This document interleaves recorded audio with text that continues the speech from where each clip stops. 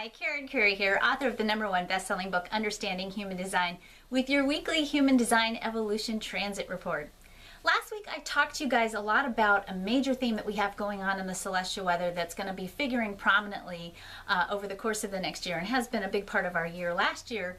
This week I want to talk to you about another prominent theme, another really important theme that's going to help us further our own evolution, not just personally, but also collectively. When we work with this theme, it gives us the opportunity to truly understand and move into a deep, really unprecedented levels of abundance and support, or it has the potential, if we don't work with this energy just right, to take us into despair, bitterness, frustration, anger, irritation, even violence if we're not careful. This theme is the theme of provocation. We have, as I said, remember, in the Human Design chart, 32 channels. Each one of those channels presents to us a unique potential or a unique path for wisdom. The channel 3955 is called the channel of provocation, and it's a theme that's playing out pretty heavily in the outer planets and will continue to be pretty prominent off and on throughout the course of the year. If you've ever met a person in your life who has served as your teacher, and I say that really loosely. I used to work as a psychic in Sedona, and we used to kind of have a running joke, all the different psychics that worked at the healing center where I worked, and we used to talk about the most common question that people would ask us, and people would always ask us as psychics, is he my soulmate?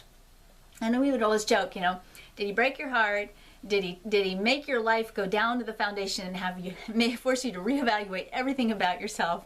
Did he knock you on the head and make you wonder why did you even choose to incarnate?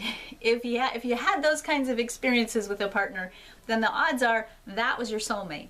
And the reason why is sometimes when we learn lessons in life, we have to be provoked a little bit. We have to be pushed a little bit. We have to get out of our comfort zones in order to shift our paradigms and shift our perspectives to really see things in a different way, in a more abundant way, in a more empowered way. When the theme of provocation comes along in the outer planets, we're probably going to get provoked. There are going to be things that happen. In addition to the struggle, there are going to be things that happen that make us uncomfortable, that poke at us, that shatter our previous paradigms. And if you remember that right now we're in this huge cycle of new beginnings that's really forcing us to reevaluate all of our values in every area of our life, when provocation comes along, it kind of goes hand in hand with this energy that's asking us, you know, what's really real? What's real for us? What's real in your life? And when you get provoked or challenged, when somebody comes along and kind of gets under your skin or, you know, kind of makes you get a little bit edgy or even irritated, that energy of that person is not, first of all, personal. Don't take it personally. It's the energy of provocation that's ultimately here to provoke you, to bring you closer to abundance in spirit. Because what provocation teaches us is that we are ultimately responsible for our own abundance, for our own peace of mind, for our own way of being in the world, for our own way of showing up in the world. But the resources and the support that we garner to ourselves is also our responsibility. There's no one who can do it for you, no one who can really take it away from you. It's all up to you.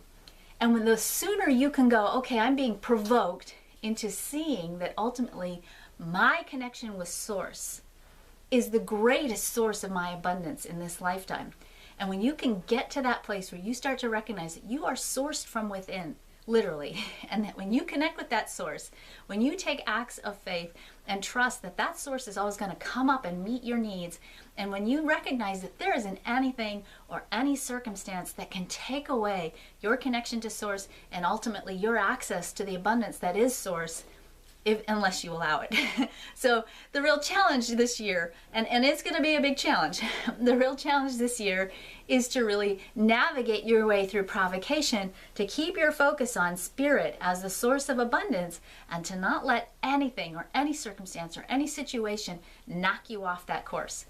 That's one of the big things we're learning this year. So not only are we discovering through the struggle the meaning of life and what's truly valuable, we're also being provoked and challenged to looking at how can we truly access an abundance that's much bigger than, you know, the outer world, the personal world, an abundance that is absolutely deeply rooted in Source. How can we stay connected to that no matter what's going on around us? How can we keep our eye on the prize?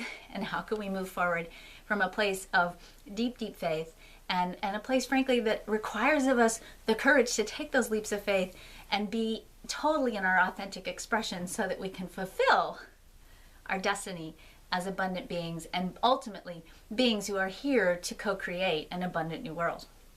All right, that's your lesson for this week. Let's talk about the transits.